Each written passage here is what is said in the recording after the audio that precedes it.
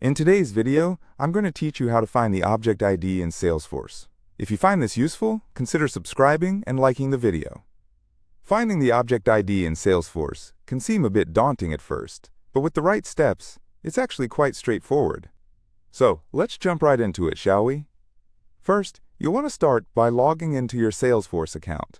You can do that by navigating to your Salesforce instance. This is usually something like your unique Salesforce URL with the prefix my.salesforce.com.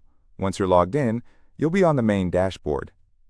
Now that you're logged in, the next step is to locate the gear icon, which serves as the settings menu. This might be found at the top right corner of your screen. When you click on this gear icon, a drop-down menu will open up. From there, look for the option that says Setup and click it. This action will lead us into the more advanced settings area of Salesforce. In this setup area, you'll want to navigate to the Object Manager. You can easily do this by finding the Object Manager link in the left sidebar. Click on this link, and it will take you to a screen where you can see a list of all objects available in your Salesforce environment. Now that you're in the Object Manager, it's time to select the specific object for which you need to find the object ID. Typically, this could be something like Account, Contact, or any custom object you've created. You can simply click on the name of the object you are interested in. Once you're on the object's details page, look for a section labeled Record Types. This link is typically located in the menu within the Object Manager screen. Click on Record Types, and you'll see a list of all the record types associated with that object. Moving forward, select the specific record type you'd like to get the object ID for. Just click on the record type name, and it will take you to that record's detail page. Here's where the magic happens. Look at the URL in your browser's address bar. The object ID is conveniently located at the end of this URL.